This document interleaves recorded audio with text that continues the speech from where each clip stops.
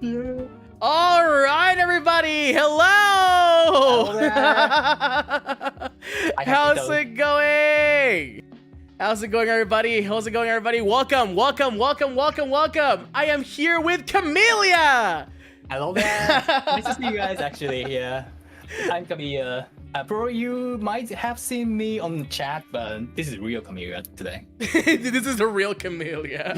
We're literally like breaking the fourth wall here. You're like, yeah, I was like telling Camellia, like, dude, this like setup is kind of sick, actually. Yeah. It's crazy. It's crazy to be on the freaking 2D dimension. I know. It's kind of crazy.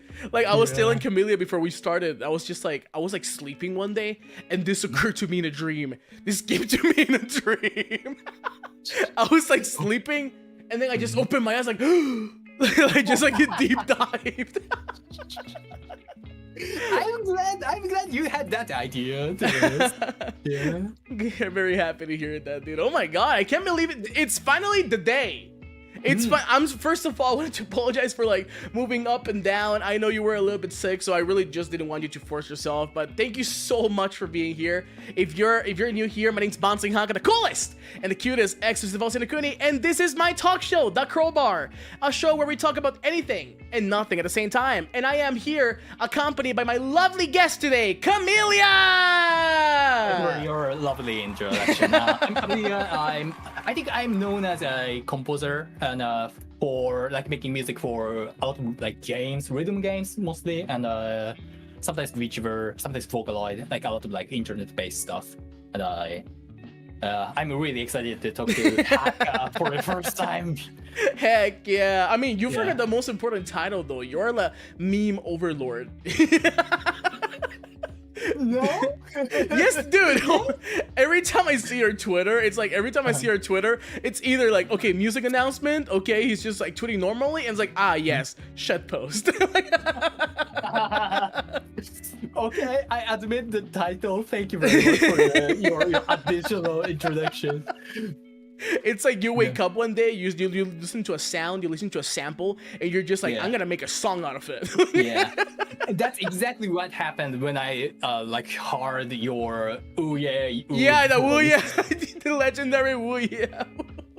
Oh dude, gosh, it sounds cool. I was like so shocked. Like I remember I just released it because people were just like, oh, you should release it as an MP3 because it sounds funny. And I was just like, does it sound funny? Does it actually sound funny? And then you just made a freaking song out of nowhere. And I was just like, what the hell? It actually does sound pretty cool.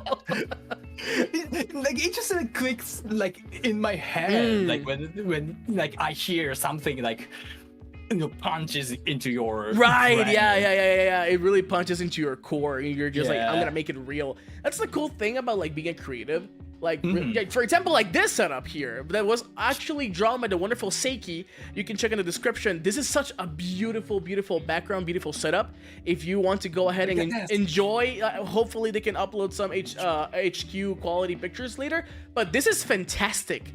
From my little Hakitos over there, like animated, the little Hakito on the couch, a little bartender Hakito, everything. It's literally insane. And I'm really happy with how amazing it looks like. Thank you so much for your hard work. Seriously, look, Camellia's petting you guys. It's crazy, dude. It's crazy. Oh my god. It's crazy. Everything works. I know, right? Your hard work, Hakka. It's crazy. It's crazy to be here. No, seriously. Thank you for being here. Like, honestly, I know you're super busy. I'll be real honest with you. Let me fanboy for a second here. I've been a huge fan of your work ever since I was a little baby, and I appreciate it. I can't believe it. I just can't believe it. I'm literally talking to like someone that I mean, I don't want to say childhood, but someone that I listened to all my teenage years, where I needed it the most, you know. And it's just like so surreal that I listen to your music, you know, Wait of a Heart, Fly Tonight, all your rhythm music, all your rhythm games music, and it's just like so insane that you're here. And I'm super thankful. Thank you for helping me so much throughout like, you know, my hard times. I know I'm not the only person. There's also a lot of people that feel like that. And just know that the work you do, it's insanely appreciated, and I'm very thankful you're here. I can't believe you're here as well. I'm sure because of like like people like you, like who support me in some way, like by singing. I'm really glad that I finally like collab with like someone who like are talented like you, like in this way. It's crazy. I'm just a little guy. I really am just a little. No, you're gigantic crow. I'm a gigantic crow. I'm the biggest bird.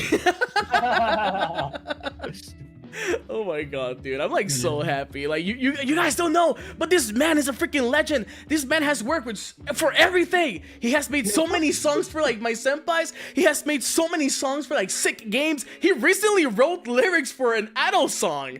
He's like crazy. Yeah. You're crazy, dude. Yeah, I get it.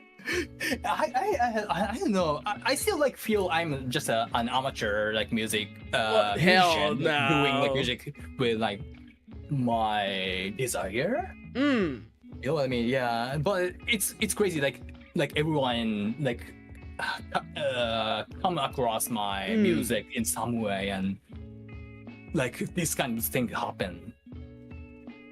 It's very strange, and it's also very curious because I like to see it that way, because sometimes, like, you know, out of nowhere, like people come across like your content. Like whenever you receive like a nice comment that usually says like, you know, it's more like you see comments that people are just like, oh, this is my first time watching this. I came across, oh no, you died. You're back now. Like, don't worry. Dude, it's no worries. Oh, we broke the fourth wall a little bit too hard. You died in real. It's like Sword Art Online. You died here. You died in real life. Like, connection between the real world into the like virtual like dimension is a bit like, you know, unstable sometimes. No worries. We're trying our best. We're paying huge chunks of money in order to be able to keep this technology alive. Oh, thank you, Hakka. Of course. I'm an extra super millionaire. I'm like Batman, but you know, a bird. What? Didn't know that. I wish. No, but like, dude, it's so real. Like, you know, sometimes coming across like your music, sometimes people come across like my music randomly, and the fact that I don't know, you know, just like people discovering you out of freaking nowhere. Yeah. I wish I could wipe my brain so I could like re-experience like so many music. It's crazy, you know. Like I've been listening. Exactly. Like I want those feelings to like come back, because like I remember I started listening to Vocaloid when I was a little 14-year-old, or even younger, I think. And it was like such a nice experience, you know, to like discover music, discover you, when I discovered Nico Nico Doga, dude, it was over. your like teenager years just started and just ended at the same time. It was over. Over. Dude, you know what's freaking funny? I think I am like one of the few people from like Sinokuni that bought like Nico Nico Premium. Oh god. I begged my dad to buy me Nico Nico Premium, and it was just like so freaking funny, because I was just like, can I have X amount of money? And he was like, for what? It's like, don't ask me, just give me money. Oh my god. With that being said, I want to ask you a little question, just so you can, you know, give us a bit of your background. What was the push? How did you fall into this beautiful rabbit hole of music? Music. Oh, sorry. I was expecting like VTuber instead. No, we're going for the very beginning. Okay, sure. For music, actually, the very first moment I made music for the first time was one of my very like early internet friends asked me to create his theme song for no reason. And I just answered it like, yeah, probably I would do it for no reason. And I kind of knew it, like there's like MIDI kind of thing, like you can just like play around with like creative music. So I just tried it with like free software, like, you know, kind of like free software that can make free DAWs. Yeah, exactly. And I tried it, and it was fun. So I just started like making music for hobby, and it builds up. That's crazy. So, That's crazy. So wait, you're completely self-taught, or yeah, did you have like exactly. have you had any like former like music training for like music creation? For creation, I'm like completely self-taught. That's insane. Yeah. That's crazy. Actually, there are like so many self-taught musicians, so I don't feel like I'm like special or something, but it's kind of like really complicated to learn everything like myself. So sometimes I need to like do a lot of like trial errors to like figure it out what's wrong with my music, what's the method to make my music better, or this kind of things. It's a very methodical process, like especially since you're like like from the very beginning, like you literally learn you learn from scratch. You started from square like zero. Yeah, exactly. Even though you say it's very common in the DTM like community, like all around the world, especially in Japan, it's like dude, the DTM sphere is so insane. So many like desktop musicians that they just create like the bangers of the bangers, and dude, you're like no excuse. You're literally like one of the OGs. It's crazy. Yeah. As a Japanese, I like tend to say no, but thank you for your compliments. Is that Compliments, yeah. I'm really glad like my music somehow like flies away in some way to reach you. Yeah. It's really crazy. Dude, and also you're a really great metal vocalist. Yeah, that's really thank you. I try really hard. I am literally still a beginner. I like to consider myself a beginner when it comes to like metal vocals and stuff like that.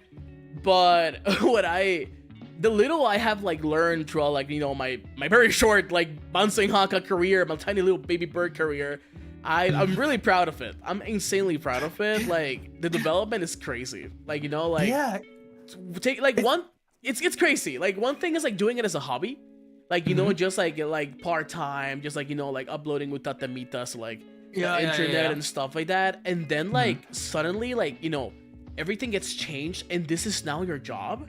Like it kind of brings like a different like type of motivation that really makes you pursue like everything like in general. You really just you gotta go crazy. You gotta go crazy in a certain way.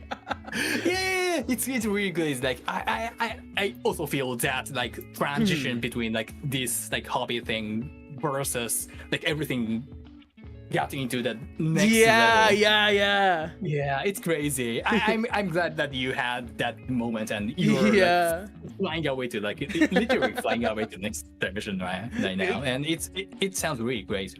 It's insane. It's a beautiful feeling, like especially when you're like all your work comes from passion, and then like whenever you pour like your heart and your soul into like everything, and then suddenly people are just like, holy crap, like this changed my life, like of course I don't know if I have done it as much as you, because you're insane, you're crazy, but it feels nice whenever people just tell you like, hey, your cover or your song made me like my shitty day made it better and stuff like that. So it just feels so nice, dude. That's like the reward for me. Yeah, and that drives me to like keep creating something for right, indefinitely. Forever. That's the main motivation that we are like working with, like really sometimes hard in like conditions. Sometimes, exactly. It gets like super complicated. Yeah, it's super complicated, and also like the thing is that we are like, I mean, I say we, but it's mostly you, because I don't create original music yet. But like in the creative field, it's very difficult to sometimes get inspiration, and it's very difficult to sometimes be able to like transcribe that into something that kind of makes sense, Yeah.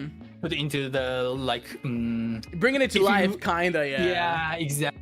Even if you have like some kind of idea, it's hard to like give it a life, give it to like real existence. Yeah, exactly. And I want to ask you, with this question in mind, what is the process? What is the camellia routine? Have you seen those Japanese videos like my morning routine, my night routine? I always see people like that. Yeah. That kind of video exists. Yeah. I My love routine, those videos. especially like production, right? Yeah, I mean, in general, what's the routine? What's a day in the life of Doc Camellia? Let me be honest. I get up, I sit in front of the PC here, and I just like sit on the PC and do everything and freaking go sleep. Then next day, yeah, that's all. Same. Right. Yeah. Same. Our lives, yeah. Dude, if I could like have everything delivered to me, I would do it. But sometimes the human element is still required. Sometimes you still have to like get out. You still have to do errands and stuff like that. But dude, it's so funny because even in my family, like they are the ones that they get out, but I kind of don't get out of my room that much. And whenever they see me outside or my family members outside of my house see me, they're like, "Whoa, what a miracle! Hakka's outside." What are you doing? What are you doing there? Yeah. Kind of same. Actually kind of same. I cook myself, but I order like ingredients like internet, like on the web. So I don't usually go out. Yeah. That's crazy, dude. That's we kind of share kind of same routine, to be honest. I mean, it really is the content creator grind. Yeah, exactly. Now you don't want to be a content creator. No, I mean to be honest, like it sounds silly, like whenever people tell me to like touch grass or like just like go out, and it's just like, but man, I am over here cooking. I cannot think outside. Outside is too loud. Outside is dangerous. Yeah. Yeah, exactly. The outside world is dangerous. Yeah. But then it feels nice to touch grass. It feels nice to touch grass. I mean, most of the time. Most of the time.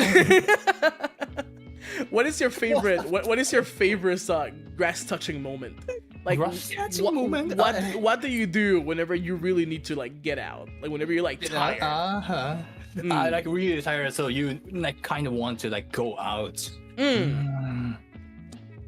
I actually don't know. I have no idea. I just go out and like visit like nearest convenience and buy some stuff and go back. So I'm trying to like really hard to like come up with like best possible situation that's touching grass in the best possible way. In the best possible way, yeah. I don't know.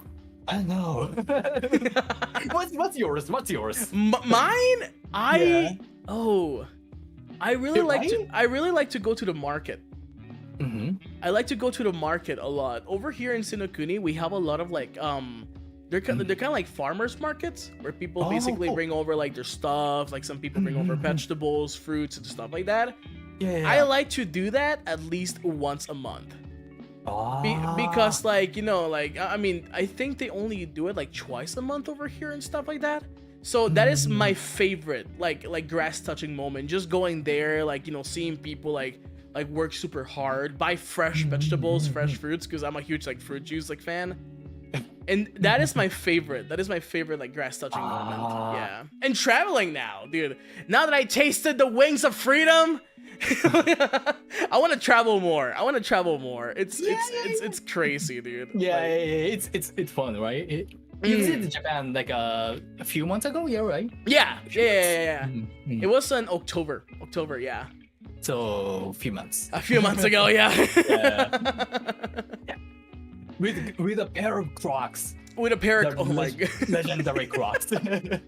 Dude, my manager always tells me, when you come to Japan again, do not dare to bring your Crocs, because you show them to the whole fucking world, and now people are gonna be specifically finding for a bird wearing those shoes. And I'm just like, but they're my special Crocs. I like going out with them. I like traveling with them. You can just bring it, but don't wear them. But they're my special Crocs. They're like my lucky socks, like your lucky underwear. They're my lucky Crocs. I see. Because those Crocs, believe it or not, they have been to 4 countries. A lot of countries. A lot of countries for a Croc, right? So it has to be a special Croc. They're Yeah, my yeah, emotional support Crocs. Emotional support Crocs. Oh my god, that Crocs gave you like what was that like Blisters, yeah. blisters, yeah, Dude, yeah, yeah. it's so funny because like the day that I had to buy medicine for that, I went to like a Japanese pharmacy, right? Oh yeah, And Japanese pharmacies are so organized and so clean and so like systemized. But what made me laugh the most is that when I was asking for like, hey, do you have like medicine for like blisters? They pointed me to like them, they're like sticky pads for your feet, but they said corn removal, like feet sore. Like I don't know if that was a mistranslation or how is that called in Japanese that they use the word corn. I think we call it mame or uonome. I think. Is that hard one? Like hard, like Yeah. I think we call it like uonome. Oh. It means like fish's eye, I guess. Oh, Like, okay. it's, you know, eye of fish, I guess. Ah, that makes sense. Oh, that makes sense. I guess corn is more for like calluses then. Like, yeah. Because I was like, dude, I was like laughing my ass off when I saw like corn removal, and all I could think was like the and like a freaking corn. That's corn. And I was like laughing to myself, dude. I was like laughing to myself like every time I saw it on the freaking. Because, dude, I had to buy like 5 packages during my stay in Japan. I literally had to buy like 5 packages of those because my feetsies hurted so bad. Apparently the correct word is food you corn. need to like walk a lot in Japan, dude. Dude, Dude, I kid you not. Ever since I came back from Japan, I go to the treadmill for 30 minutes a day. Because like I don't want if I ever go back to Japan, I don't want Japan to like get me back, you know? I don't like I need to keep my feet conditioned. I need to keep them trained. yeah. You don't want to injure your legs at the first day. Yeah, dude, that's understandable, yeah. Dude, oh my god, my calves, they were stone hard. My muscles, my leg muscles were toned.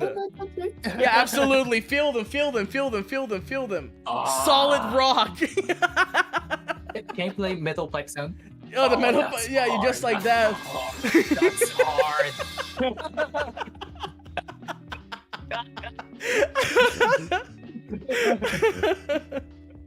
It's crazy, dude. It's crazy. And doing exercise is great. Considering we are a content creator that's stuck inside, dude. Yeah. We don't move for shit. We don't do anything. We don't do anything. No. We don't do anything, dude. I learned that the hard way.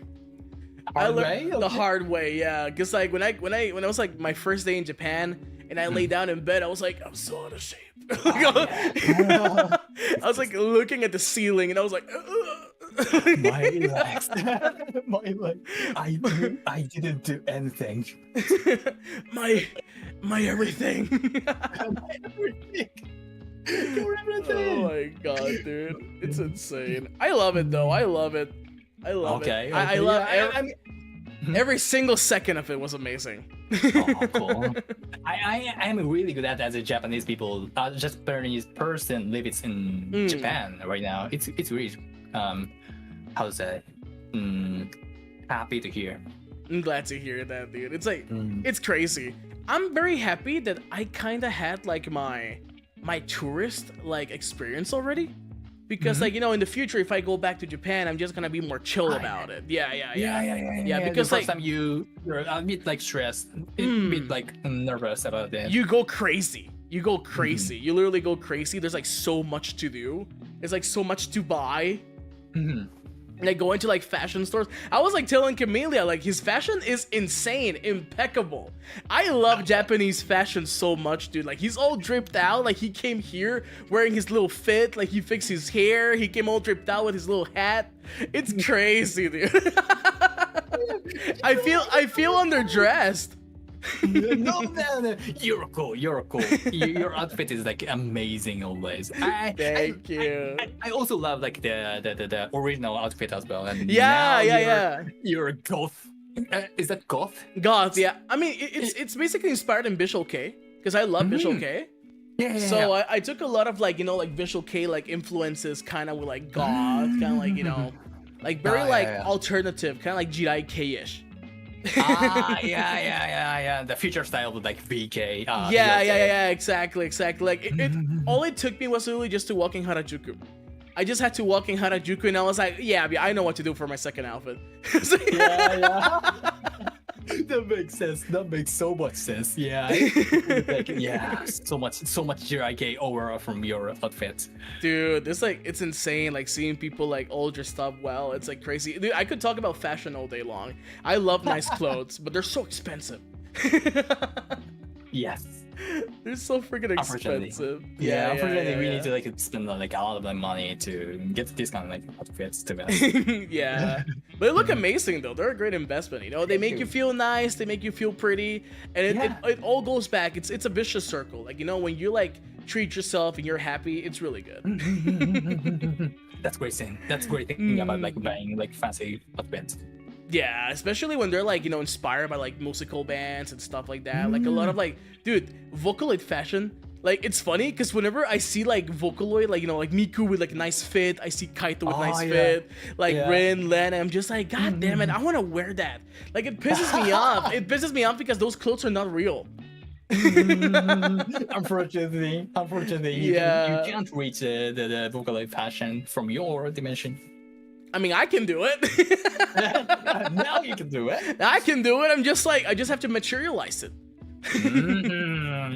Speaking of Vocaloid, though, what were your beginnings in Vocaloid music? Like, what was the spark? Like, how did you discover like Vocaloid? Like, how did you fall into the now it's the Vocaloid rabbit hole? How did you fall to it? Yeah.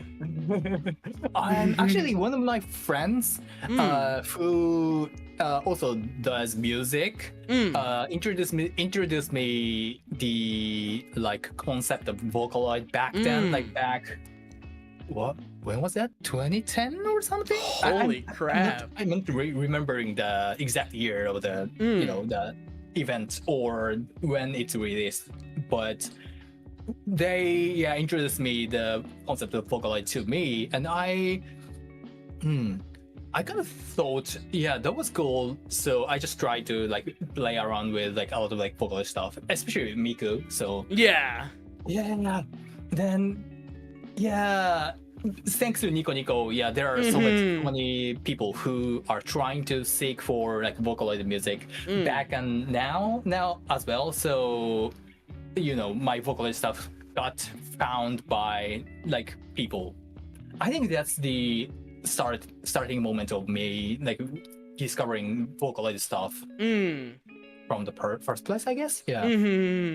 What are your favorite voice banks that you have worked so far with? Or your most preferred ones per se? Yeah. This is interesting. I think the most favorite one is the V3 Miku. Oh, okay. Sweet one. There's like some variants of like like appens, right? Like hard appen, soft appen. Yeah. Exactly. And there's like some like happier one, like cooler one. But I love the most is like sweet one.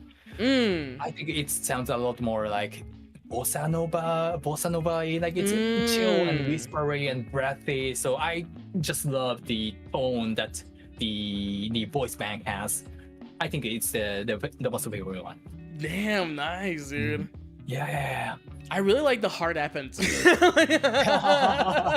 I remember the hard appens, dude. I remember when I heard like the first time hearing like Miku being aggressive. I think it was with an Utsupi song. I don't know if you're familiar with Utsupi. I remember hearing like Miku and then Gumi and then like Rin like being used like in the hard way, and I was just like, whoa! They can sing that? Like, oh my god. Yeah. It's crazy, dude. It's insane. Exactly. It leaves like level. Yeah. And the fact that See, the cool thing about like Vocaloid, and this is like I'm something I will never get like tired of like saying, tired of like like making like a point, is that it's a blank canvas. Like the cool thing is that you can make anything out of it. Like literally, I've heard people make like it's funny because in the side of Sinokuni, which means Latin America, there are people who make there's a genre called rancheras. Rancheras is basically like very like classic music with like lots of like guitars, classic like trombones and stuff like that. And hearing people make like Miku covers of those songs, it's like so freaking funny. Sick. It's so freaking funny to me as like someone who, you know, like comes from like back in the old days where like most of my consumption has been like, you know, like Nico Nico Doga, and then it globalized to YouTube. It was like the huge merge, and then people started uploading there. And then I discovered like more producers, because dude, I have like so many producers in my head that I like legit like admire. And I'm like a huge hardcore weeb, dude. I could talk about Vocaloid the whole day. I'm telling you, it's cool. Like I have never imagined like Vocaloid like connect like people all around the world. It did. Like this. Yeah. I thought it was like just a like cool technology like that allows us to like make a vocal song without having like real like a vocalist, content. Right? Yeah, exactly. But now it's like culture like all across the continent. Yeah. And also there's a huge phenomenon that Vocaloid producers, they suddenly know how to sing. And it's just like they sing so good. And it's like, man, what the hell? Like holy crap, like it's just like like they're like using like Miku, and I'm just like, okay, cool, Miku, I like Miku. And then they drop the magical self cover, and I'm just like, what? It's like, what? I think the reason that happens is probably we just like to sing ourselves, like we just like to like do music ourselves. Like Vocaloid like it's not taking over. Yeah, of course. It's a genre of it. Yeah, exactly. So layering over. So we just carry our momentum together with Vocaloid, but now it merges together, right? Like it does. Like one gigantic like blood. So now you can do whatever you want, Vocaloid stuff and and real life stuff. Yeah. That's really crazy. I really like it. I've always been a huge fan of like people using like voice banks and making duets with them, or whenever people make their own voice banks, like Utao. I don't know if you're familiar with Utao. And they have like self duets with their voice bank and themselves. It's crazy, dude. They're like it's amazing. It's amazing. It's like such a. I remember there was like a huge boom of like Utaos. Like people making like, you know, like very like, of course, like famous producers, famous like singers making like utaos, like voice banks and stuff like that. And that's like my, you know what's silly? That's my one dream. I want to be immortalized with a voice bank one day. Okay, I think like there's somebody already would do that. Sure. Yeah. Whenever I'm an old man, like whenever I'm like ready to hit the sack, I'm just like, all right, I'm done. I just want to be like, Hakaloid. Hakaloid. Here's my staple. Yeah, exactly. Here's my son now. Use him. I kind of feel it. I'm getting like I feel like my voice getting like kind of matured. Over time. So it's probably end up like, you know, common old aged voice sometimes. So I just want to like keep my voice in some way. Perfect, so right? Yeah.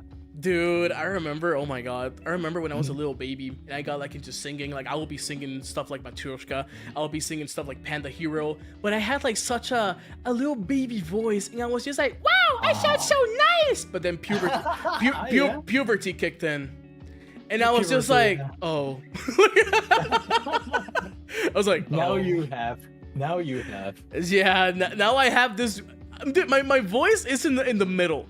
My voice is literally, I don't think my voice is either that high or that low, but I'm also, I think I'm in the middle. Yeah. But God, I miss it when I was a baby and I could hit like those really like high notes, dude. revisit.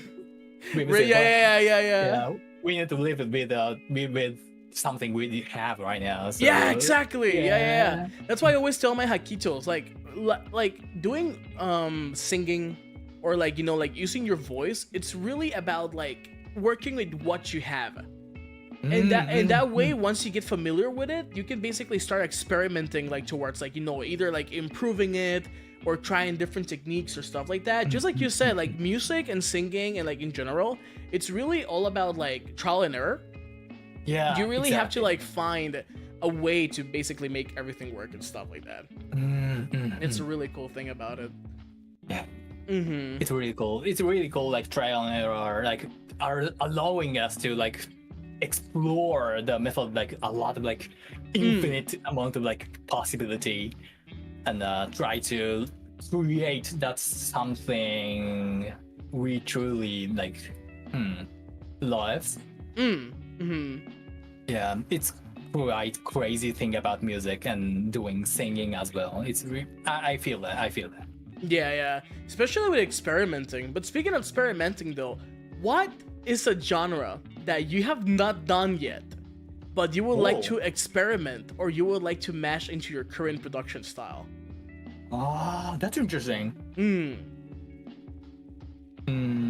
Yeah, I mentioned that like earlier in the stream, but bossa nova. Sorry, Bossa I'm not nova. sure how to pronounce. Yeah, bossa nova. Yeah. Yeah, is one of my favorite genres out there, but I have never done that myself. So I think I kind of want to do that one day. Is that why you have your big violin? You're... It's freaking here. Oh no! God damn it. It's here, yeah. How does that even work? How does that even work? This is just a contrabass, like the double bass. Oh, like a dung dung dung dung dung dung, right? Yeah. Yeah. It looks like a crossbow. It does. It's beautiful though. Is that the weirdest instrument you have in your house? No, actually, no. All right, well, bring me your weirdest instrument. It's sort of like no. I think I can't take it out, but there's a instrument called harmonium. Oh, it's a like gigantic accordion thing. But it's not portable, but it's like fixed on the the wall. And also with some drones that allows you to like play some change like the tone. Yeah. Exactly. Harmonium, yeah. I think that's the weirdest instrument you have. Yeah, I think that's the one. Do you have like any weird instrument in your room? I just have like 3 guitars. I have like an acoustic guitar. I have oh my god, this is so funny. I have an acoustic guitar. It's a regular acoustic guitar. I have a regular electric guitar that they bought me when I was 11 years old. It's a Yamaha, but it's like one of those like very like simple Stratocasters. Yeah, and I also have like another Stratocaster, but this one has like humbuckers. I don't know if you're familiar with it, because you know that I'm like the whole like metal, like I am metal, right? Yeah. And back when I started to like the first string and gent, exactly, the gent. I should get back to it, dude. I should really get back to it. When I was younger, I had like so much like, you know, inspiration when I heard like Vocaloid producers like you, for example. Like I remember the first time I heard like The Weight of a Heart. I opened FL Studio. Because like the glitches of the song, I was wondering like how the heck does he do this? Like does he like cut the voice and he samples it and he puts it like in a piano roll? And I was just like, you know, my little brain was trying to like dissect it, right?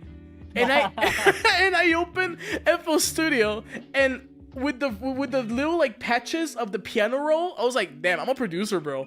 I was like, yeah.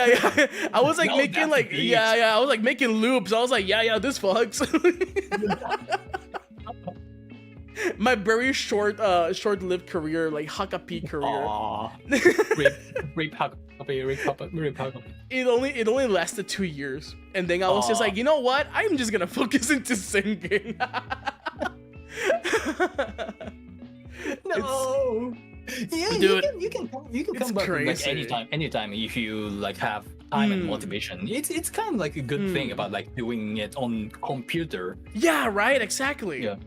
Yeah, that's the cool thing about it. Like I was like talking about earlier about the DTM, like, you know, community that there's in Japan that basically took over the whole world, dude. Like it used to be so prominent like in Japan, because I'm telling you, like back in the old days, I was like Nico Nico Doga, I was like, you know, like watching people release like their new songs, like Ori Kyokus and stuff like that, and people didn't even have like MVs, they only had like still images. And then like seeing the evolution of like people getting like animated videos, people getting like full-on orchestras on their music, people getting like, you know, utaitas to sing for their songs, and then slowly seeing that like crawl out into the world, like, you know, a lot of like, I don't know if you're familiar with the utaita community. Oh, sorry. Is that like utaite on YouTube? Yeah, exactly. That's literally what it means. People started like uploading covers, like their utatemitas on YouTube, because Nico Nico Doga was like very hard to navigate. I remember people having in your my list and stuff like that. Language barrier. Exactly. The language barrier kind of caused that. But that's the beautiful thing about it. Like, we're all here together because of Miku. That's the really cool thing about it. Yeah, it's really. Yeah, I have never imagined like that. Yeah, it's kind of like, yeah, we're already getting together, and they have like their own place. Right. Place. Exactly. And, like, it's beautiful. It's beautiful. Yeah. I fully agree with him. It's like insane how, like, you know, people can start as like a, you know, like a hobbyist, and then suddenly like, you know, they can make it big, they can break through. Like, dude, that's like that's really the dream. Like, I remember like listening to like so many like utaitas like back in the old day, and I was just like, I wanna do that. It's crazy, dude. It's crazy. It's crazy. So was that? I think it's not, but was like metal singer, like singing metal related thing, was your first dream, or is there anything else like you wanted to be? Oh, okay. So, okay, let me explain you the phases of how that happened. Okay. So my initiation, like I knew about Vocaloid, right? I knew about Vocaloid. I was just like, okay, Vocaloid is cool. Like, you know, like Panda Hero, Matryoshka, like Sayoko, like, you know, like Kokoro Nashi, like the classic songs, right? I knew about them. But a friend of mine in high school, my second year of high school, he knew that I liked Vocaloid, but he was like, yo, Hakka, check this out. It was Kageru Project. Kagepro. Oh yeah, Kagepro. And like he showed me like the Kagepro videos, like, you know, Outer Science, like he showed me Summertime Record, he showed me like Ayano's like Theory of Happiness, like all those songs, and I was just like, whoa, wait a second, is this an anime? Because like that's what I thought in my head, right? I was just is this an anime? And the first thing that I did when I went to my house is I was like, I looked it back, right? I was just like, okay, this is really cool. But then I saw this really funky name called Gurutamine. Oh yeah. And, funky. Yeah. Okay. And then my brain like registered that as like, is that an amino acid? Like, cause I was just like, why is he called glutamine? Right? And I clicked it. I clicked it and my brain blew out. I clicked it and it's like my eyebrows were burned, like my eyes wide open, like my hair all up. I was like, whoa. There's this kind of word. You're just like, whoa, holy shit. Because like the whole novelty of it is that a human was singing songs that robots sang first. You know, the whole like sphere of like singing impossible songs came to reality. And that's when I studied like more about like utaitas, like, you know, like Akating-san, who actually Akating is one of my favorite like utaitas of all time. He actually mixes for the HOLOSTARS JP senpais. And I'm just like, wow, that's really cool. Like how little is the world and stuff like that, you know? And like that's when it all started. That's when it all started. I was just like, I want to sing like them. I want to be able to sing Vocaloid songs that are impossible to sing for humans. Like utaite. Yeah, exactly. And that's really interesting. Yeah. That's how it started. And it's funny. No worries. It's funny because like my Japanese pronunciation was so bad when I started. I was like, that's understandable. Like my English was bad. Like when I started. Dude, your English is amazing now. Let me tell you that. Yeah, but like I just started like, you know, like mimicking like a parrot. That's actually how my manager calls me. My manager calls me a parrot because like I know how to pronounce Japanese well because of I listen to it and I repeat it. She calls me parrot. And yeah, and that's basically how I started, like, you know, like recognizing like how syllables work. The fact that I speak Spanish really helped and stuff like that. And I remember I told my dad one Christmas, and I was like, Dad, I want the microphone. Wow. And he took it seriously. He bought me an SM58. Oh, that's a good one. No, but listen, just the microphone. Just the microphone. I had nothing to use it with. Darn. Nothing to use it with. So what happened? My engineer mind came in, and I was just like, all right, we ball. I grabbed a guitar amp. I connected the microphone to it. On the headphones jack of the amp, connected it, and I connected that to my PC. Oh wow, dude! I felt like a freaking wizard. I feel that. I feel this. A little bit ago, I did kind of the same thing, like collecting everything together, like audio stuff. Yeah. So, yeah, I definitely feel this. Yeah, and then you know how I started with Audacity. Yeah, everyone starts from that. Yeah, exactly. The classic Audacity, and then of course, all my recordings were peaking and stuff like that. And then when I was like experimenting with Audacity, I learned what reverb meant.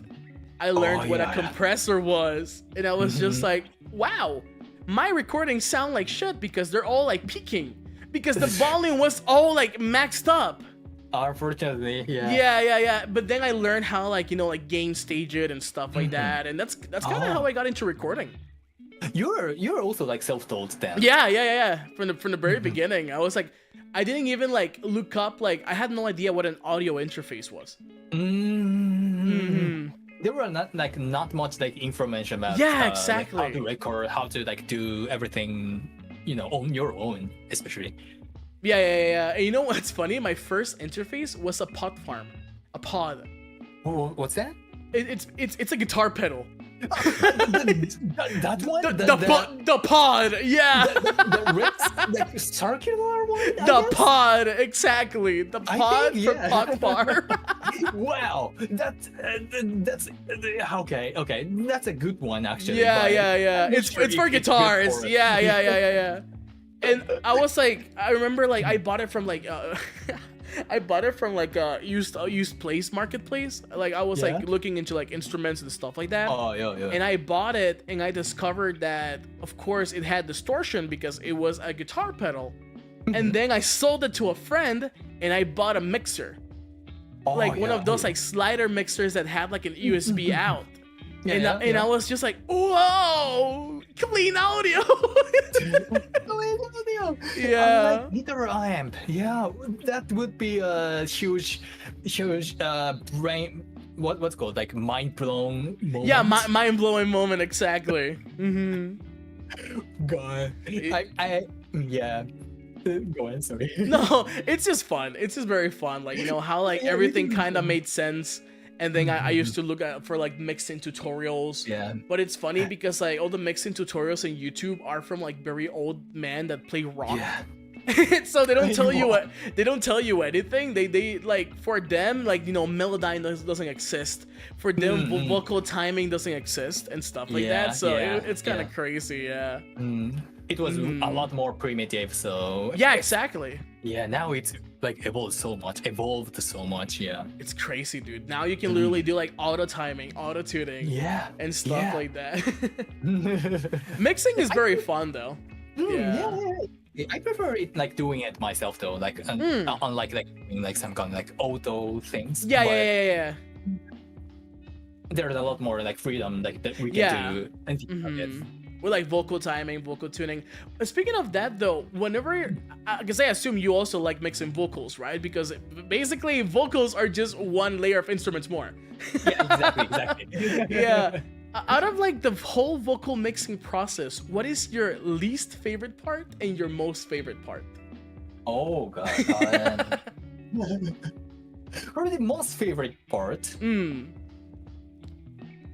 I'd say listening it to back when it's finished. Right? Ah, of course, yeah. of course. Yeah, So yeah. I don't think it's counted as process, but it's an important process to listening back and like checking everything's works fine.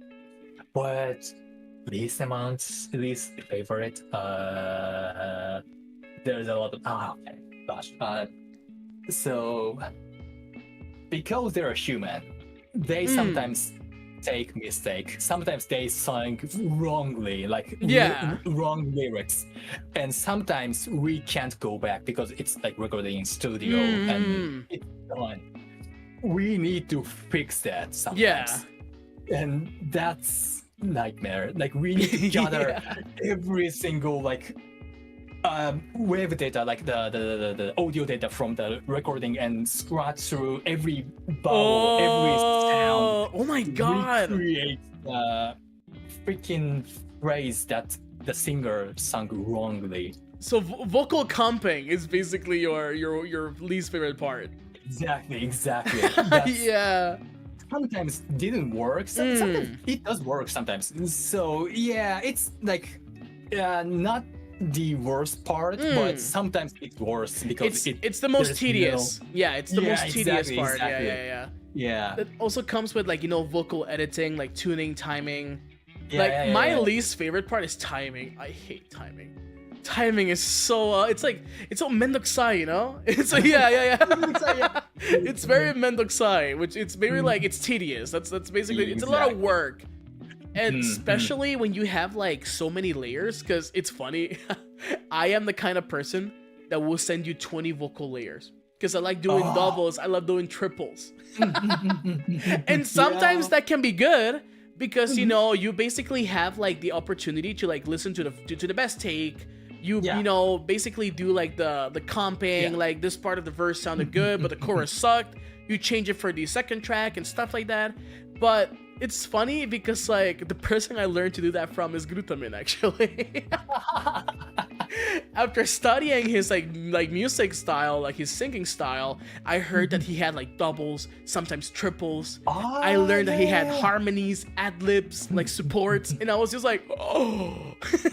There's so many things that you can do about this. Right, exactly. Layering is beautiful. I love layering. I know it's very tedious whenever you don't want to like do too much work or process the mix too much, because in the audio engineering world, like you're an audio engineer yourself, literally one of the best ones on the whole freaking planet, and everyone has their own way of doing things. There's people who like to make artificial doubles. There's people who will make you sing the song 5 times. Which one are you though? Are you the double person, or are you the hey, record them humanly? Okay. So for the same reason that you call like taking like timing, the fixing the timing tedious, I'm the like creating the doubles from the original audio version. But sometimes it feels like really robotic rich and gorgeous to record like 5 or 6 vocals like together, and I would be some like why did I take 6 of them? Oh gosh, I need to do that everything. Because you have to put them all in the mix bus basically, and then you have to like tame them. That's the hardest part, tame them. Yeah, that's hard. Hey, if you ever work with me, you're gonna suffer. No collab, no collab, no No! collab. Never, never. You're gonna be like, nah, he records too much. Tell him to sit down. No, we're over. We're done. I'm the kind of person that, dude, I record everything double. I record my harmonies double, my ad-libs double, my chorus is triple because choruses, they need the oomph, you know, they need the secret sauce. Yeah, exactly, yeah. So it's so funny, dude. It's so freaking funny. Yeah, it does sound like gorgeous, fancy, and ensembled, but yeah, sometimes working behind the scene is like, you know, taking a lot of effort to time to make it happen. Yeah, exactly. And people really don't see it, but there's a lot of work put behind like vocal editing. Like, dude, there are some staff members, like, you know, like especially people that help me with my covers. Like Melody, I owe you my life. They tune and time all the layers that I send, and I'm just like, without them, like, you know, that's the one of the most crucial parts of like releasing music. Like making sure everything is like tight, making sure everything is like, you know, like syncopated, like everything is like it's crazy. The behind the scenes is just insane. It's really cool. It's not instant, like there's like a lot of layers of like works, like a lot of tweaks, like we do that. Yeah, I would love to one day. This is like one of my dreams, because like I am a hikikomori and I don't get out of my house, so I self-direct myself, I self-engineer myself whenever I have to record something. But one of my dreams, one of the things I would like to do the most is to be able to get directed by someone on a studio. Like, I want to be told I sound like shit. I want to be told, Hakka, that's bad, do it again. Oh, that's real studio recording. I want the engineer to stand up from their chair and like punch me in the face whenever I get the song wrong. Oh, that's a real studio recording. Wow, mind blowing. Oh, gosh, it doesn't happen, by the way. I know it doesn't. I know it doesn't happen.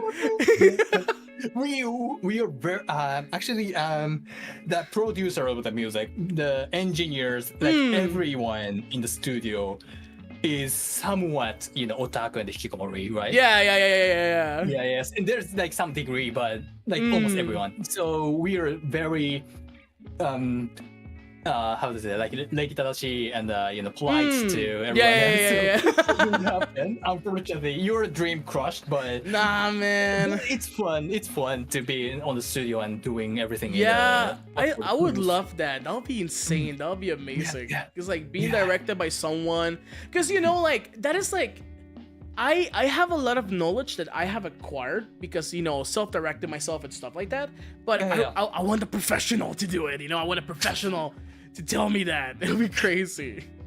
There is one thing. Let me tell you.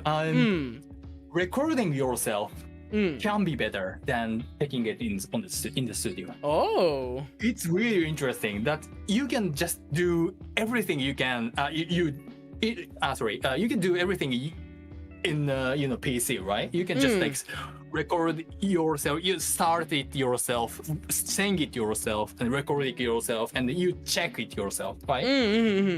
But it doesn't happen on the studio. Like you need to like let someone else to start the audio, let someone else to record the vocal, and let someone else to play back the audio. It's taking times, and it like, how to say, length the whole process. If it's like more instant, it would be like there's more feedback, right? Yeah, exactly. That is kind of what I like the feedback and like, you know, someone like listening, someone that knows what they're doing. First of all, like someone that knows what they're doing, not like me. I'm just recording. I'm just like, yeah, we're gonna fix it in post, whatever. You know, I want someone to like tell me, hey, Hakka, you can do this better. Hakka, you can like do this or do that to improve it. Also, Lucy, thank you so much for the raid. Welcome. Sorry, I missed that. This is Camellia, everybody. Today we're having a chat with Camellia. Camellia, introduce yourself.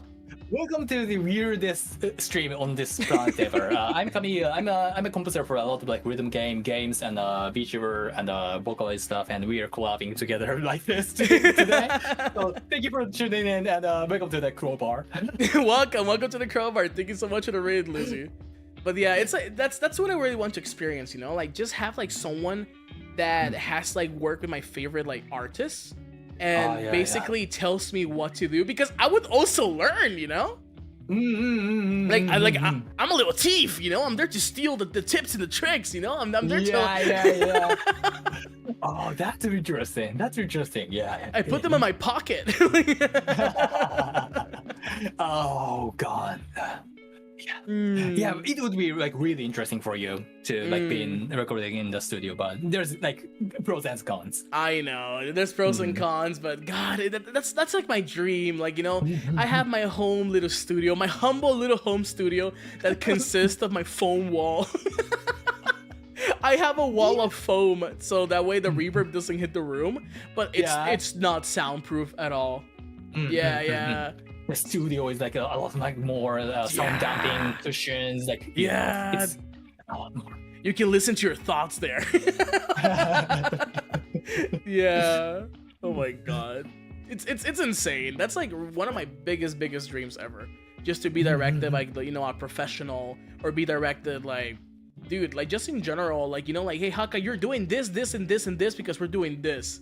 And I'm just like, oh, you know? Yeah. That would be an eye-opening moment, yeah. Yeah, exactly. Because, you know, like, the con of being self-taught is that you never get to experience what a teacher can offer you, or what someone that is, like, very, you know, knowledgeable in the field can, like, tell you, yeah.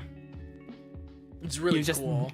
Yeah, you just didn't have the, what's called, like, the book. The formal education, yeah, exactly. The training, all the training comes from trial and error. Yeah, which I mean, in the best way possible, right? Yeah, like you said. Yeah, exactly. Yeah, that's the hardest part, but yeah, it's kind of fun to like not knowing these theories as well. It's kind of like you're trying out. Open world without knowing them. Right, yeah. You learn your own techniques. You do your own like tricks and your cheat codes, basically. You know. Something out of like nowhere.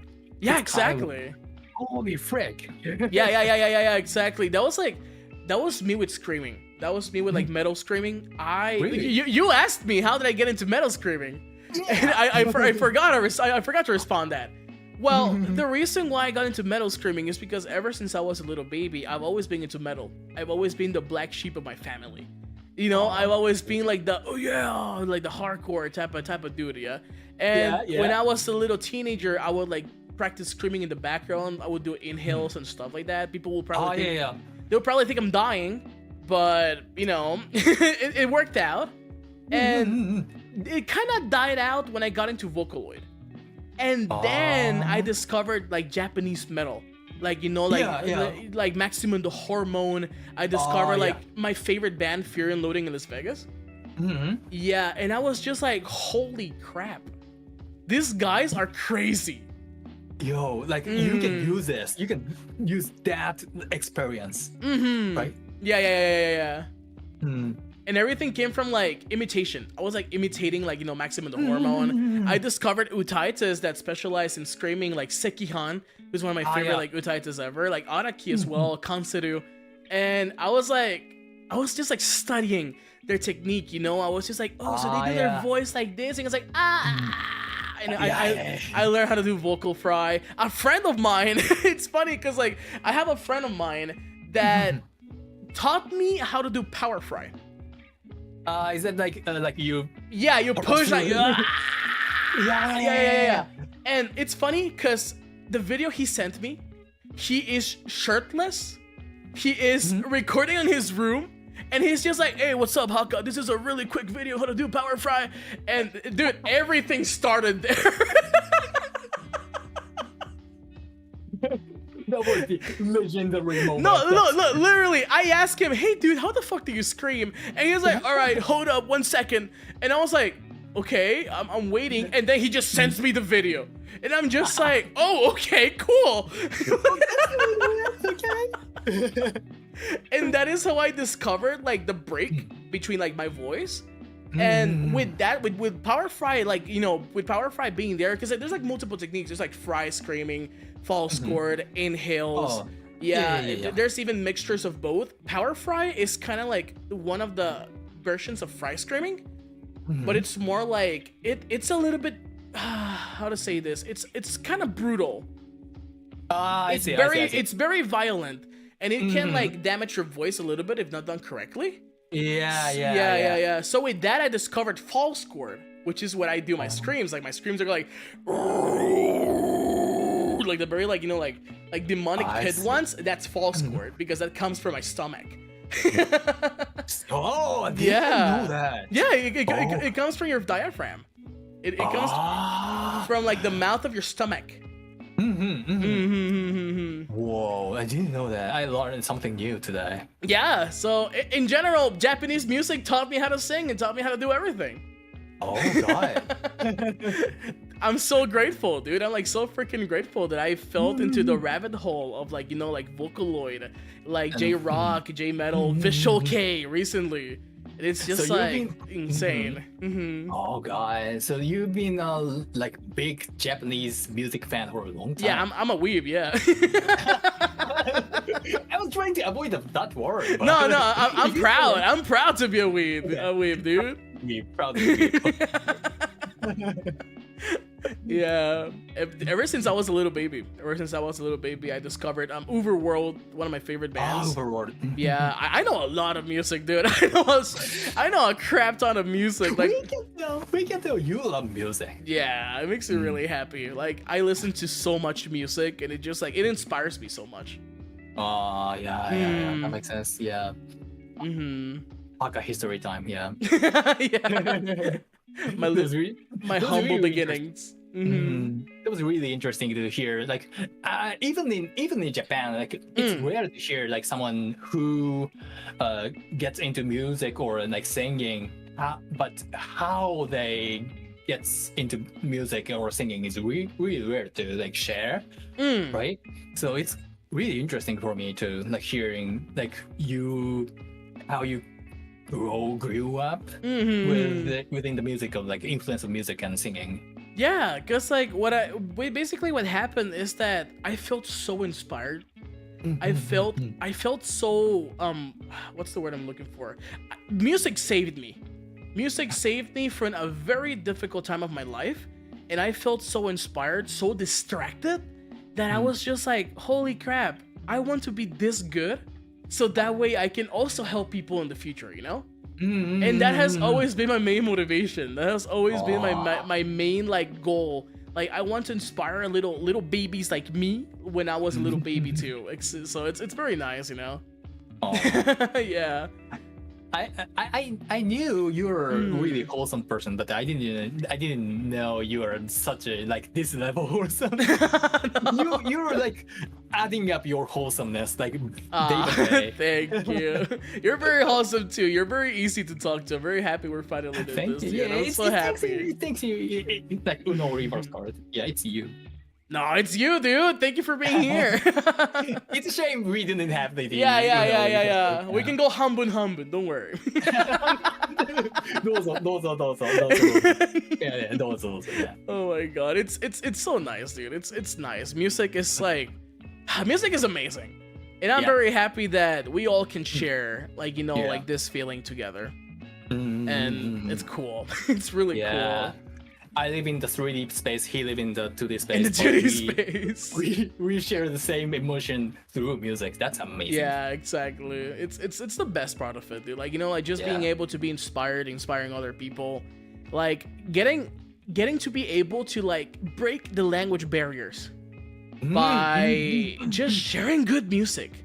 That's the cool thing about it. Like, it's always funny because my mom always told me, why do you listen to Japanese music? You don't even understand. Yeah, but I feel it, Mom. Yeah. That's also amazing thing about memes. That can break language barrier. In some cases, though, it sometimes rely on like languages, but memes fun is like, you know, the staple of like, you know, all over the world, like Yeah. without language barrier. Yeah, That's kind of exactly, cool thing about exactly. memes. That's Yeah. the cool thing, and that's the very cool. Yeah, like you said, the cool thing about memes and also music just blowing up. Like for example, I know in Japan that chippy chippy chappa chappa is like super popular right now. Finally, they found the chippy chippy chippy. Yeah, they finally found that. It's so But nice. yeah, It's but so now nice. we're all connected, right? Like Dame Dane happens like years ago, and now we're connected. Yeah, we're connected by the sad Yakuza song. Exactly, Dame exactly. dame. That everyone knows that, and if we didn't know how to like communicate, we can just connect together. That's the amazing thing about music and memes. And also the internet. I'm just very happy that people are more willing to be friends with people over the internet now. Because I remember when I was like younger, my mom was like, "No, they're gonna kidnap you." And I'm just like, "It's okay, mom. If they kidnap me, they're gonna return me in 2 days. Because I'm annoying." Yeah, but now it's like, you know, a little bit more like permissive. Like you can meet people that can change your freaking life over the internet. Yeah. It's wonderful for people that have issues, you know, in real life. Because I'll be real honest with you, like I am very bad at socializing, like in real life. But Me too. But when you meet someone over the internet and then the translation of meeting them in person happens, it's just like, oh, you know, like I know you already, you know, without having to do the whole like courtesy things and stuff like that. Yeah. That's a really good thing about the internet. Yeah, you get to like meet a lot of people with your same passions, same dreams, you know. People find you as well, just like, oh, my Hakitos found me, you know. And it's the cool thing about it. I'm very grateful. Actually, I didn't feel like talking to you like for the first time, like when this happened. Because of the, I think it's also because of the like streaming or like any kind of stuff. But it's amazing thing about the internet as well. Yeah, You exactly. You share everything, and I kind of feel like a lot more. That friendlier. you share fractions of your life. You literally share bits of your soul with people that are finding to heal their soul. And that is the most beautiful thing ever. I think that it's like the most fantastic like thing about just being in this like space, you know? I see. Yeah, that makes sense. Yeah, that's really. Yeah, that makes sense. It's cool.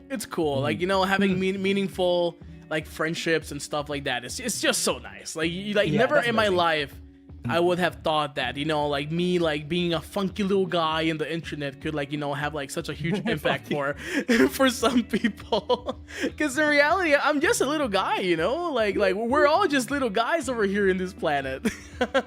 Exactly. You might want to still like be careful about like meeting like of course. people Yeah. But precautions and stuff like that. Yeah, always be safe, you know. But this is really amazing, like collecting everything. Yeah, exactly. Like we are apart. Like I don't know, like Zenokuni to Japan is like I don't know how much kilometers away. A lot. A lot. Yeah. A lot. It's all over the world. We're talking. We're literally sharing. Like we're talking, dude. We're in the same room. Yeah. Exactly. Yeah, I forgot about that. This is so cool, dude. I like disassociate. I'm like staring at the streaming background. I'm like, whoa. Yeah. This is amazing.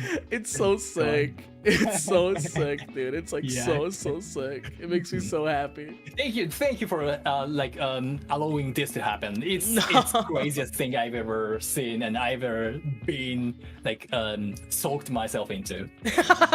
Thank you for saying yes. Thank you for honestly thank you for giving me the time to do this, because like I was like so nervous. I was like, should I ask him? He's cool. Aww. And it made me happy that you said yes. So thank you so much for taking the time to be here. I know you're a very busy person, so I really appreciate it. Anytime. If there's anything I can help you to help you in any way, I'm up for it. You're amazing. I just want to like help you. Thank you. I really appreciate it. Same here, dude. I'm here for anything. I really appreciate all the hard work you do. Like, seriously, the Hakitos are very happy you said yes. Everyone's very happy that this is happening, so it makes me really, really happy. I really chat on that, yeah. Aww. But yeah, so awesome. Makes me really happy. I'm like so like grateful that, you know, like, first of all, thank you so much to my Mane-chan. They busted their butt off to make this possible. They busted their butt off to literally all of this. ありがとうございます。本当にありがとうございます。本当にありがとうございます。My Mane-chan is the MVP. They did the whole like organizing of the background, you know, like Camellia reaching out and stuff like that. It's amazing. It makes you really happy. Yeah, if I ever like happen to meet your Mane-chan, I would土下座one day. Oh my gosh, thank you. Thank you for supporting Hakka as well. I think Mane-chan's watching this, right? Yeah, infinite naked Dogesa. Exactly. It has to be naked Dogesa for that's it to our like. way. That's our way. We do every day. We do it every day. For it to convey the feeling. Yes. That's the Japanese way. That's me with Yago. That's me with Yago. Whenever I meet Yago, I'm just gonna like do like a naked infinite Dogesa because I'm like, thank you for hiring me and thank you for not firing me too. He was just like standing there, like intimate. Yeah. The most important one is the second one. Thank you for not firing me yet. Great CEO. Oh my god. Amazing CEO. Great. Awesome. Oh my god, dude. I'm like so happy. I don't know if you saw on Twitter. I think you retweeted it, but I actually asked reviewers to give us a couple of questions. Probably let you wrap up this section because I know you're busy, but thank you so much once again for being here. I really do appreciate it. But I have a couple of questions that caught my interest, and I want to go ahead through a couple of them. The one that interests me the most, which is it's kind of cute because it's like a very cozy. It's kind of related to the whole like Hackafe, the whole like crowbar.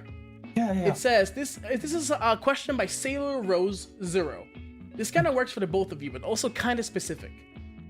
First for you, Camellia, what's your go-to drink while producing music? Oh, actually, I'm drinking tea right now. Oh, what type of tea? Yeah. I'm drinking tea, and actually, I drink tea most of the time, and I'm big tea lover, so probably that's the answer. I drink like all kind of tea, like green tea, black tea, oolong, right? Yeah, exactly. So for me, tea. How do you feel about matcha? Oh, I love You matcha. love matcha? Okay, I love matcha, okay. yes. Do you? I had matcha for the first time in a sushi bar restaurant. Okay, It was in Japan. It was actually in Shibuya. And the whole like the whole person, they told them, hey, it's his first time in Japan, so they basically served me my matcha and everything. It was like very pretty, very nice, and I had it for the first time, and it was eye-opening. Like just having like matcha tea by itself, it's so good. It's like so nice. I really like it. It's really intense in a how to say, like I'm not saying Zen way, but it's like very organized way. Yeah, exactly. It feels very earthy. It feels very earthy. It feels very like full of life, full of like, it tastes like grass in the best way possible. Yes. Yeah. Like umami and sweetness. Yeah, from the exactly. It's really rich.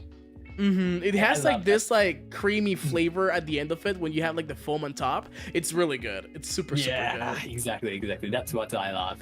But something you will never have me liking is probably mochi. I don't like mochi. I know it's sad, but I don't like mochi though. Because I was very careful about matcha because I was like, I'm probably not gonna like matcha, but I liked it. But then mochi's no, I don't like mochi. Yeah, that's kind of a strange food if you think about it. It's like rice dot chip. So yeah. And it's just kind of like strange thing. Yeah. It's kind of like the texture that I don't like. Yeah. It's kind of like squishy and it's not gooey, but yeah, I kind of feel it. I still like mochis and like this kind of like food, but Yeah. They asked me. I know. They asked me too, like what type of drink I like. I like ginger tea while I'm recording vocals. It's really good for your throat. Ginger tea, really good. Yes. Honey ginger tea, super good. Honey ginger tea, yes. That's really the best take for like recording vocals. Dude, they in Japan when I was in the studio, they gave me like this little packet that I don't know if you have ever seen like hotel shampoo. Like it comes What was it? like hotel shampoo that it comes in like this little like plastic like little baggies, but it was like a baggie of like milk of like it was like tea, milk, herbs for your throat, and that was so good. That was like so good. Yeah, I really like that. It was really It cool. has like really like sweet and warm like gentleness to your throat, and it moistures your throat when you're singing, especially. Yeah, it coats it. It coats it so it Yeah, you know it coats, that way yeah. you don't get hurt basically. Interesting. God. Yeah. I'm trying to look for another question here. Another lucky sure. question. If there's anything. Oh yeah, this was good. This was by Cjo. Cjo, thank you so much for the question. What sort of hobbies do you like to do when you're trying to not to think about music? You go first. Ooh. I go first. Yeah. I used to like play games like for my hobby and like spending my time apart from music. But recently I'm into cooking, like cooking. Oh, okay. Cooking and baking is like one of the You baked my name in cookies after my horrible stream. That was fun. Yeah, it tasted really good too. Nice. When are we gonna get the cooking videos from you? When are we gonna get Camelia's kitchen? My kitchen's so messy. I'm not sure if I want to like show that on the public, but yeah. Nice. Yeah. It's fun. It's very fun. It's definitely very fun. Mine's kind of funky. I love building Gunpla. Oh yeah, you mentioned it like a lot like in the stream. I love building models. Like like there's something about plastic that makes me happy. I just grab like little like plastic model kits. Yeah. They make me so happy. Lego and like all the stuff. Yeah. Yeah, it just like I don't know. There's something about it that just having your clippers in your hand. It's funny because I have a Mega Man figure that I sat it down in my monitor, and it's kind of like he's looking at me, but he's sitting on the monitor. I'll send you a picture of it later. But it's a really cool placement for it. I love figurines, and I love like just the whole sense of completion of sorting it out and then finishing it from like start to beginning. It's really cool. Yeah. You take care of like everything from the exactly. Just an ingredient or like material of the figurine to just the completion of exactly. I see people that they're super hardcore when into building. They paint it, they sand it, they add the stickers with like little like medical like little like pincers and stuff like that, and I'm just like, how the heck do you do that?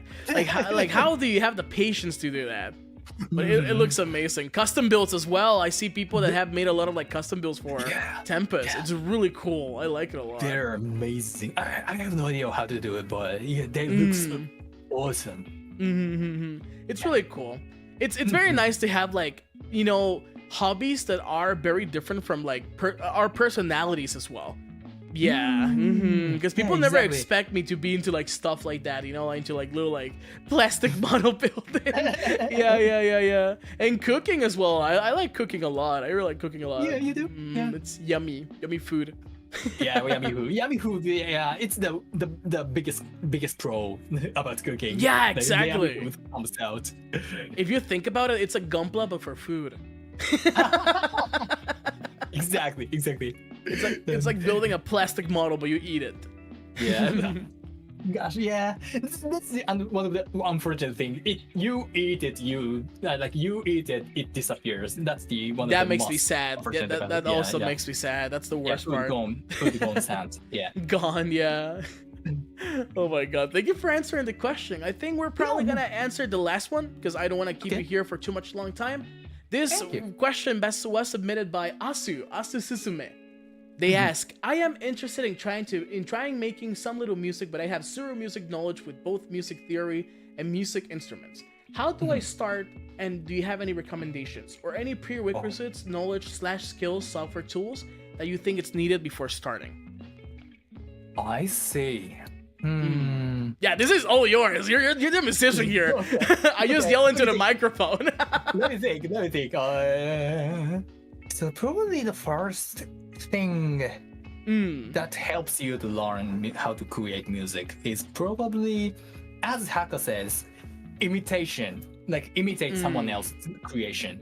It helps me to learn what's going on inside the works. And I think it's the first step, the best first step to take if you're not familiar with, like, especially with new places, that new genres that you want to try.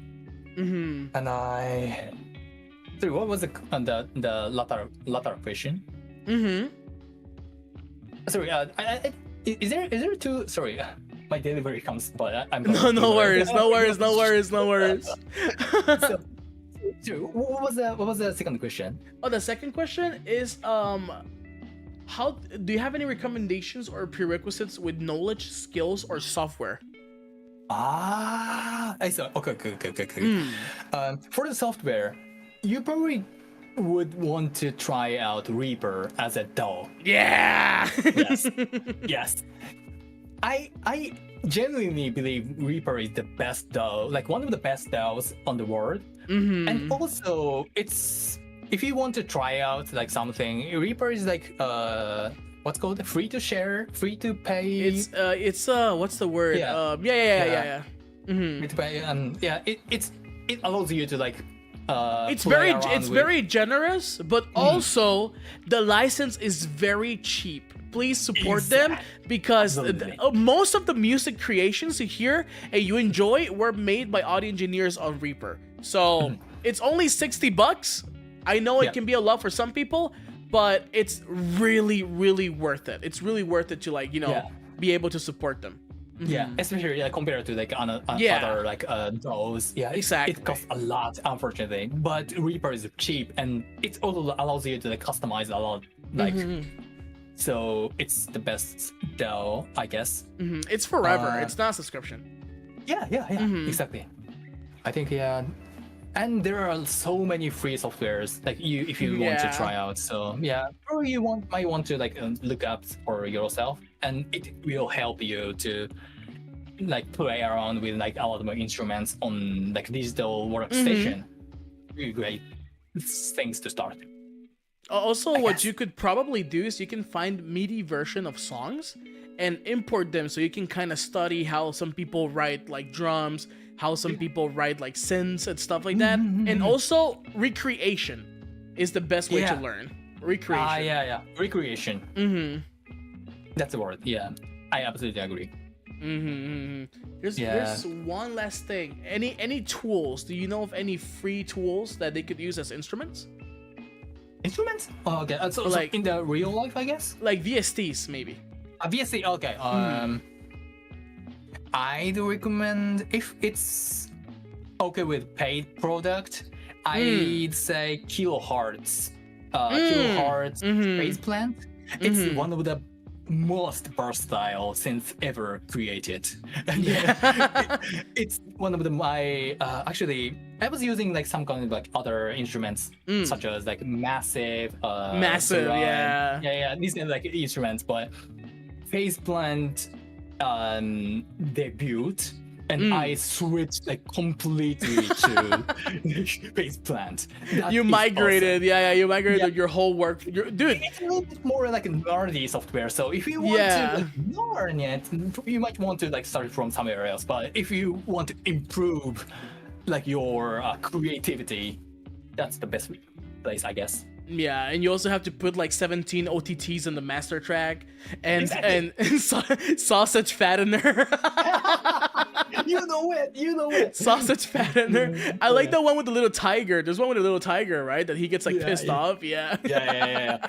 It's like there's kind of one knob, and when you increase it, it gets.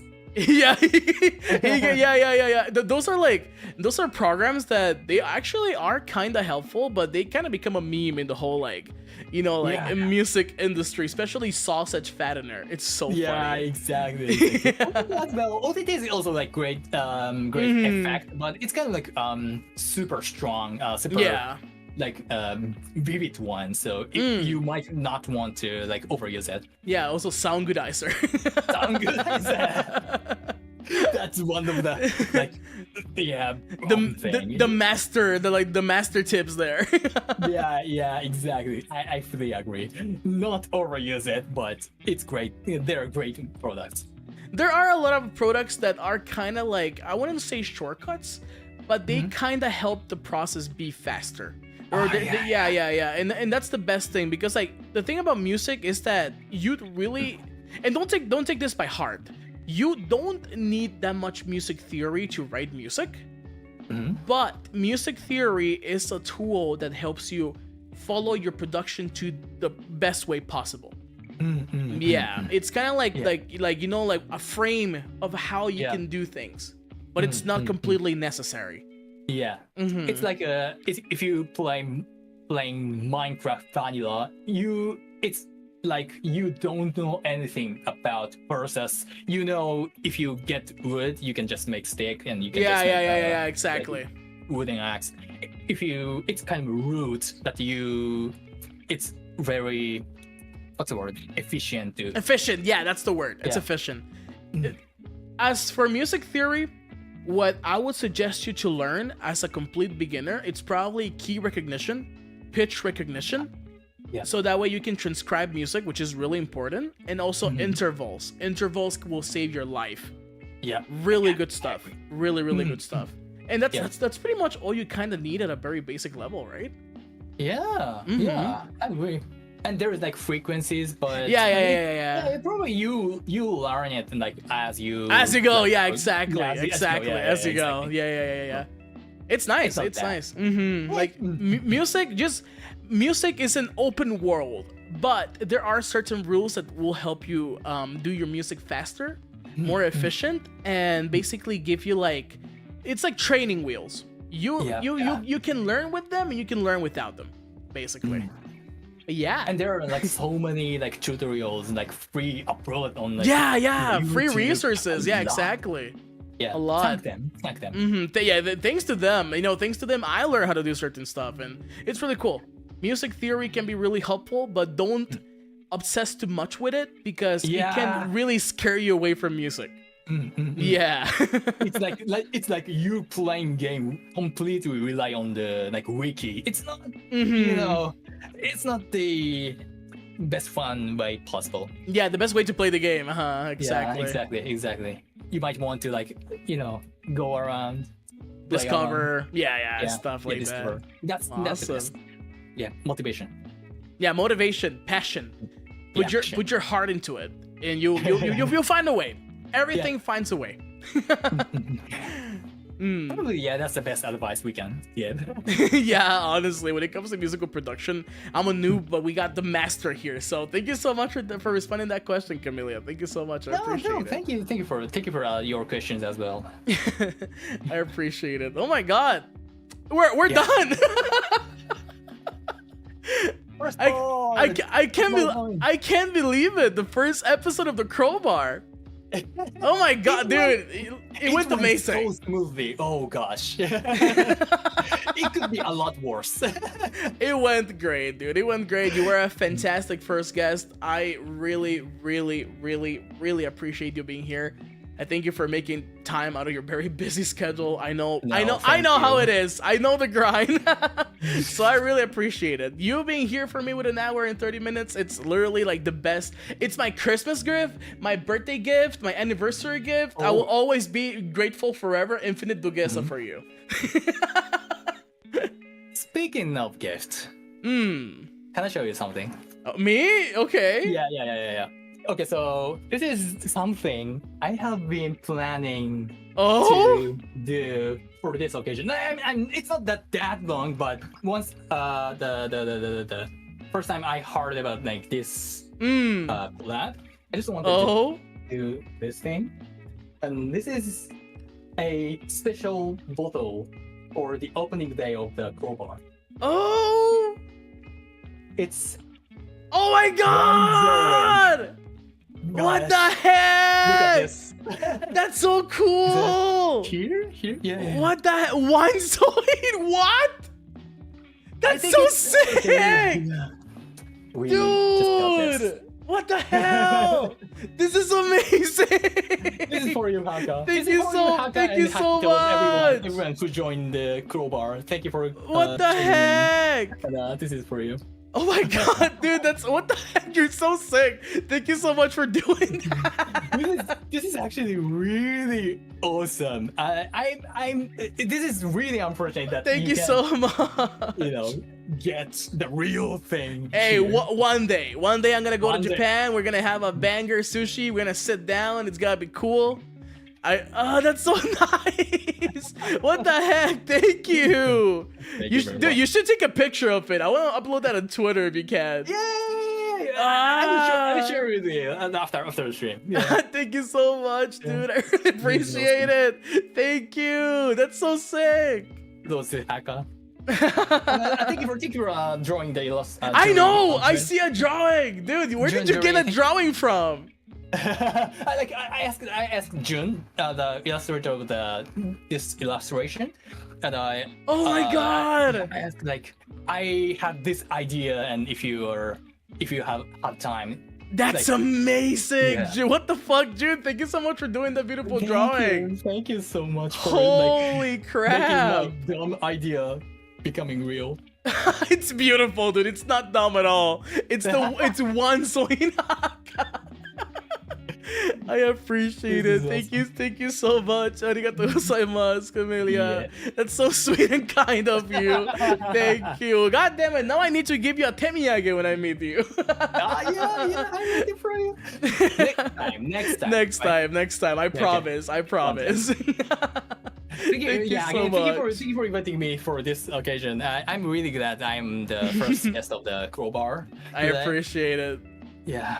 And I hope you guys enjoyed, and you also Hakka, you enjoyed this. I had a blast, dude. I had a blast meeting one of my childhood idols. Like, really, no fucking way. It's impossible not to enjoy this.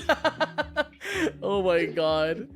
Seriously, thank you guys for coming as well. Thank you so much for coming. I really appreciate you guys taking the time to enjoy the stream. Of course, Camellia, thank you so much for agreeing to come. Do you have any final remarks? Anything you want to promo? Anything you want to plug before we go? Listen to his new album. Listen to his album, Shattered. Why you're pressuring me? Subscribe to Banzoin Hakka. This guy's amazing. You need to subscribe, okay? This is my final words for this. It's funny because like your album, it's kind of like named like my original song, like Shattered Wings. Yeah? What's the name of your album? It's like Hai no Habataki, Ashed Wings. Ashed Wings, yeah. It's so sick. We're connected. Yeah, Ashed Wings. We're connected. Yeah. Yeah, stream both. Hai no Habataki and Shatter Wings. support we both, please. Yeah, support us both. We both work really hard. We're really good boys. Yeah. Oh my God, thank you so much for coming. Seriously, I really appreciate it. Thank you for all of this to happen. It's amazing. It was amazing. I know. I'm like still like flabbergasted because of how cool the setup is. Like, I can't believe it. Let me pat Hakito. Yeah, pat the Hakito again. Here. Beautiful. There we go. Look, Hakito, you guys are being patted. Goodbye, Agito. Thank you for tuning in. Yeah, thank you for joining. Thank you for joining, seriously. Oh my god, dude. I'm like so happy. Thank you so much for coming once again. I really appreciate it. Do you wanna Anytime. go ahead, sorry. Go ahead. Yeah, anytime you feel like you're interested in like doing anything with me, yeah, I'm up for it. I really want to like support you in any way. I really appreciate it. Same here. Ever need funky vocals for anything? I'm your guy, dude. Oh my god. Heck yeah. Should we close this with a Hakka La Vista at the count of 3? Alrighty. At the count of 3. Okay, 1, 2, 3. Hakka La Vista! Bye bye. Thank you so much for coming to the first episode of the Crowbar with our lovely guest, Camellia. Thank you so much, dude. We'll catch you guys later. Thank you. Bye bye.